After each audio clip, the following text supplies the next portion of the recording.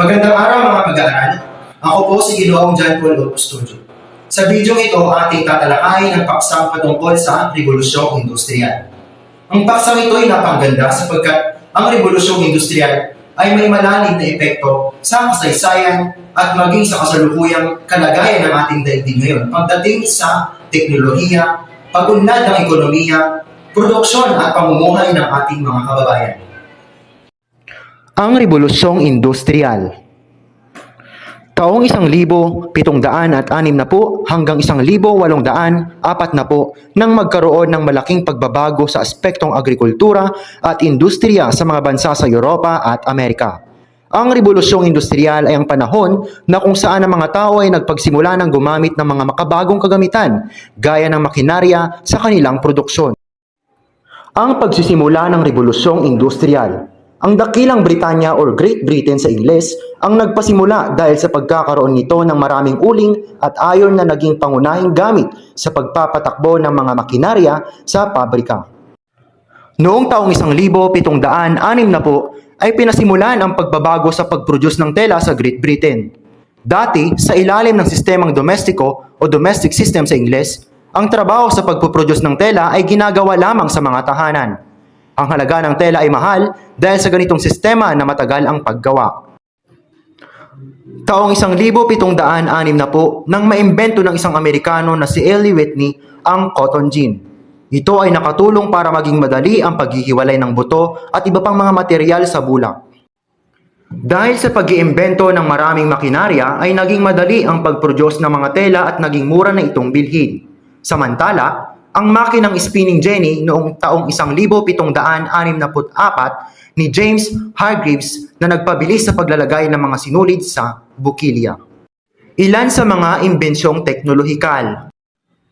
Samantala, ang pagkakaimbento sa steam engine ni James Watt ay naging daan para maragdagan ang supply ng enerhiya na magpapatakbo sa mga pabrika. Ang Newcomen steam engine noong taong 1705 ni Thomas Newcomen at Watt steam engine noong taong 1760 ni James Watt ay nakatulong sa pagpump ng tubig na ginamit para makapag-supply ng tubig na magbibigay ng enerhiyang hydroelectric na magpapatakbo ng mga makinarya sa mga pabrika. Ang water frame naman ni Richard Arkwright ay nakapaghabi ng mas manipis subalit mas matibay na sinulid. Ilan sa mga imbensyon sa transportasyon at komunikasyon. Naimbento ni Richard Trevithick noong taong 1804 ang unang steam power locomotive na nagbigay daan sa pagbubukas ng mga riles. Ang telepono na naimbento ni Alexander Graham Bell noong taong 1876 na nakapagtanggap ng parangal sa United States or Estados Unidos sa kanyang imbensyon. Ipinakilala naman ni Samuel Morse ang telegrapo na nakatulong para makapagpadala ng mensahe sa mga kakilala at kamag-anak sa ibang lugar. Kung ating susumahin, ang mga imbensyon noong panahon ng kasagsagan ng Rebolusyong Industrial ay mismo lang silang naging mga pundasyon o inspirasyon ng mga modernong kagamitan at teknolohiya na napakikinabangan natin ngayon. Kung titignan natin, ang steam power locomotive ay isang mode of transportation noon. At para itong nagbisto ng inspirasyon kung bakit na tayo nagkaroon ngayon ng mga modernong mabibilis na mga high-speed train kung tawagin. Ito naman ay mga sinaunang mga makinarya o kagamitan na naimbento ng kasagsagan ng Rebolusyong Industrial sa paghahabi ng mga tela at mga kasuotan. Ito ay parang nagsilbing inspirasyon din kung bakit tayo nagkaroon ng tinatawag nating sewing machine kung saan mas napadali pa ang pagtatahi at paggawa ng mga kasuotan. Kung titignan din naman natin ito, ang first telephone o kauna-unahang telepono na naimbento ni Alexander Graham Bell ay kung titignan natin, para itong naging inspirasyon kung bakit tayo ngayon nagkaroon ng mas moderno pa na telepono upang mas mapadali ang pagkikipagkomunikasyon sa ating mga mahal na buhay at mga kaibigan mula sa malalayong lugar. Bukod pa dito, meron na rin tayo mga moderno mga cellphone kung tawagin ngayon.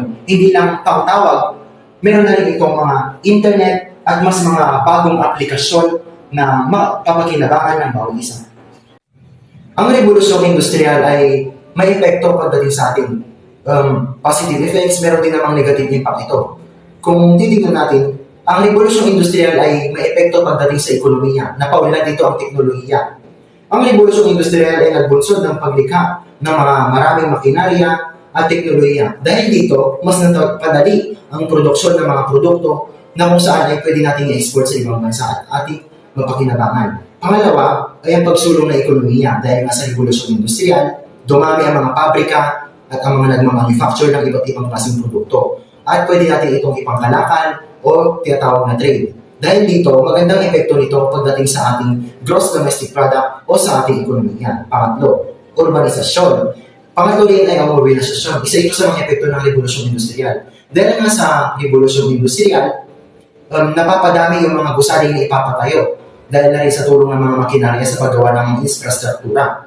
And pang-apat, pagbabago sa trabaho at pamumuhay.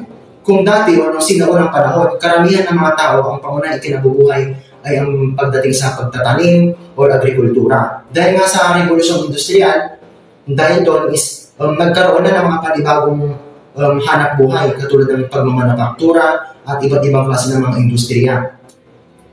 And andito din yung pag-usbong ng mga uring panlipunan. Mostly dito parang negative impact siya. Kasi nga, dahil sa revolusyong industrial, parang mas na palaki yung agwat sa pagitan ng mga mahihirap at mga mayayaman. Meron din itong epekto pagdating sa kalikasan. Dahil nga sa revolusyong industrial, dumami ang mga sasakyan, ang mga makinarya na nagbubuga ng usok, mga pabrika na nagbubuga ng usok, which is pollution ang dulot ng mga ito. At ito ay may masamang epekto pagdating sa ating kalikasan.